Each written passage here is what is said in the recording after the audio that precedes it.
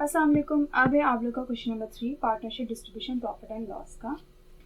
Kaiser and Abbas form a partnership on January 1st, 2020 with capitals of rupees 1,50,000 and rupees 1,80,000 respectively, agreed to share profit and loss as follows. Number 1, each partner will receive interest on beginning capital 10%. Second, Kesar will be paid salary of rupees 60,000 annually. Third, a commission of rupees 4,000 will be paid to Abbas for the remaining, if any, shall be divided equally. कैसर अब्बास जो है उन्होंने एक partnership जो है बनाई थी 1 जनवरी 2020 को। उनके कैपिटल बैलेंसेस जो थे वो 1,50,000 1,80,000 था। कुछ एग्रीड मतलब कुछ एग्रीमेंट हुए थे उनके दरमियान कि प्रॉफिट एंड लॉस जो किस तरीके से डिस्ट्रीब्यूट किया जाएगा। तो एग्रीमेंट ये थे कि हर एक पार्टनर को इंटरेस्ट जाएगा बिगनिंग कैपिटल पे 10%। सेकेंड, वो कह रहे हैं कि कैसर जो है वो कैसर को सैलरी जाएगी 60,000 की एनुअली। ठीक है, मतलब कैसर ने ये कहा होगा कि मैं एडिशनल ड्यूटी वगैरह जो है वो परफॉर्म करूंगा जिसकी मुझे 60,000 एनुअली वो सैलरी चाहिए होगी। सो उनको वो 60,000 की जो है वो सैलरी जारी, लेकिन ये एनुअली है। ठीक है, हमें जो है वो यहाँ पे कैलकुलेट नहीं करनी, मतलब मंथली नहीं है, यहाँ एनुअल सैलरी दी गई है 60,000 की। सो हमें यहाँ पे कुछ कैलकुलेशन करने की नीड नहीं है। हम डायरेक्ट उनका जो इनकम डिस्ट्रीब्यूशन समरी हम बनाएंगे अगर, तो हम डायरेक्ट उनकी अमाउंट लिख देंगे। आ कमीशन और rupees 4,000 will be paid to Abbas. Commission जो है वो अब्बास को जा रहा है just. And remaining if any shall be divided. अगर आगे चल के कोई भी रिमेनिंग अगर प्रॉफिट वगैरह लॉस होता है, ठीक है ना, इन सब मतलब सैलरी देने के बाद, बिगनिंग कैपिटल पे इंटरेस्ट देने के बाद, कमीशन देने के बाद अगर रिमेनिंग प्रॉफिट एंड लॉस अगर बचता है तो वो इक्वली डिस्ट्रीब्यूट कर दिया जाएगा अब्बास एंड कैसर के दरमियान। Required a prepare an income distribution summary assuming that the firm earned net income for rupees 1,20,000, close its book on December 31st each year. हर एक साल इनका जो है वो 31 दिसंबर को जो वो एंड हो जाता है। ठीक है, नेट इनकम जो थी वो 1,20,000 की थी। हमें यहाँ पे just income distribution summary prepare करनी है। सो यहाँ पे इनकम डिस्ट्रीब्यूशन समरी की हमने यहाँ पे हेडिंग डाली। 1 कॉलम जो था वो पर्टिकुलर का होता है और यहाँ पे 2 कॉलम हमने पार्टनर्स के बनाए, कैसर एंड अब्बास के, और जो फोर्थ कॉलम होता है वो टोटल का होता है। सबसे पहले हम नेट इनकम लिख देते हैं। नेट इनकम आती है टोटल के कॉलम में 1,20,000 की नेट इनकम थी। इसके बाद जो था वो 10% इंटरेस्ट जा रहा था हर एक पार्टनर को। 2 ही पार्टनर थे, कैसर एंड अब्बास। कितना? 10%। और किस पे? बिगिनिंग कैपिटल पे। और बिगिनिंग कैपिटल क्या है? ये रहा 1,50,000 1,80,000। तो हमने 1,50,000 का 10% लिया, कैसर की कॉलम में 15,000 आ गए। फिर हमने 1,80,000 10% लिए और ये अब्बास के कॉलम आ गए। क्योंकि 1,50,000 कैसर का कैपिटल वो बिगिनिंग कैपिटल था, आप इसका 10% लेंगे और कैसर के कॉलम में मेंशन कर देंगे, शो कर देंगे। फिर आप अब्बास का कैपिटल लेंगे 1,80,000 का, आप 10% लेंगे, अब्बास के कॉलम में 18,000 शो कर देंगे। इसके बाद सैलरी जो कि 60,000 की जस्ट कैसर को जारी थी, तो सैलरी लिख के 60,000 हमने कैसर के कॉलम में लिख दिया और अब्बास के कॉलम में कुछ नहीं आएगा क्योंकि सैलरी जस्ट कैसर को गई है। इसके बाद कमीशन जो वो जस्ट अब्बास को गया, कमीशन लिख के हमने अब्बास के कॉलम में 4,000 लिख दिए। ठीक है, यहाँ पर हम कुछ नहीं लिखेंगे।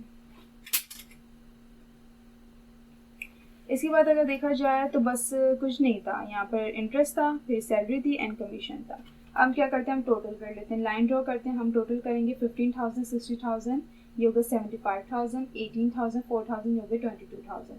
इन दोनों अमाउंट को प्लस करके और हमें यहाँ से माइनस करना होता है कि भाई नेट इनकम इतनी थी, उसमें से इंटरेस्ट गया, सैलरी गई, कमीशन गई, अब कितना जो है वो प्रॉफिट एंड लॉस जो रिमेनिंग है। सो 1,20,000 को जो 97,000 से हमने माइनस किया, सो हमारे पास रिमेनिंग प्रॉफिट आया 23,000 का। फिर हम इसको डिस्ट्रीब्यूशन करेंगे और इसकी डिस्ट्रीब्यूशन कैसे होगी? इक्वली। तो 23,000 को हम डिवाइड कर देंगे 2 से।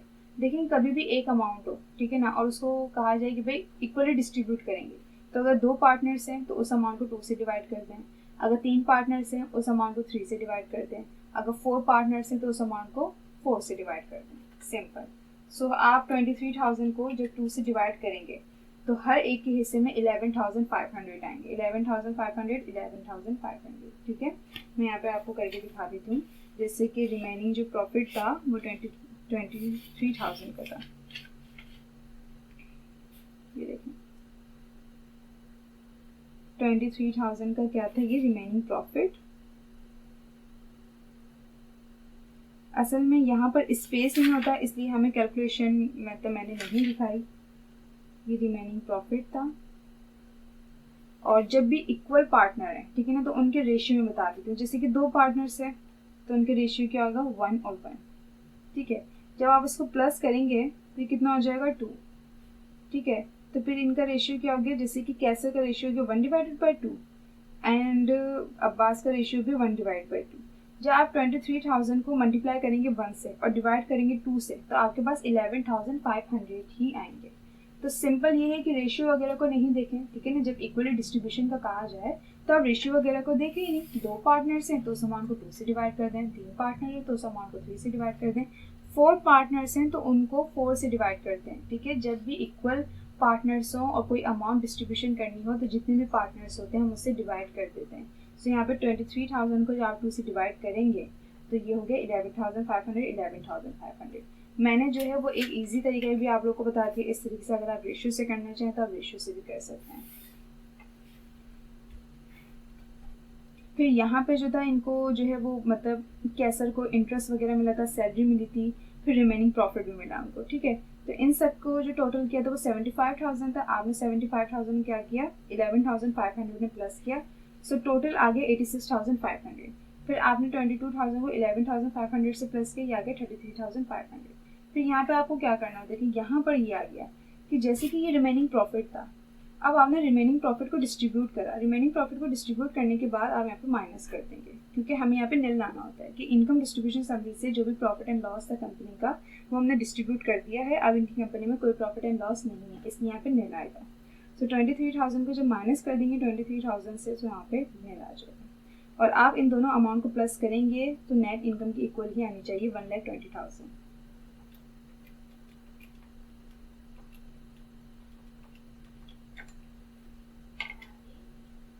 ये आपकी इनकम डिस्ट्रीब्यूशन समरी प्रिपेयर हो गई, ठीक है। बस यहाँ पर एक बात याद रखनी और यहाँ पे ये फिक्स बात होगी कि जब रिमेनिंग प्रॉफिट है तो रिमेनिंग प्रॉफिट जब आप डिस्ट्रीब्यूट कर देंगे उस अमाउंट को आपने दोबारा यहाँ पे लिखना होगा और वो माइनस में लिखना होगा अगर रिमेनिंग प्रॉफिट है। अगर रिमेनिंग लॉस है तो उसको आप पॉजिटिव में लिखेंगे और यहाँ पे निल आएगा हमेशा। यहाँ पे कोई एंट्री वगैरह रिक्वायर्ड में नहीं थी, सिर्फ जो है इनकम डिस्ट्रीब्यूशन समरी थी। सो वो हमने प्रिपेयर कर ली है। क्वेश्चन नंबर 3 भी आप लोग का कंप्लीट हो गया है।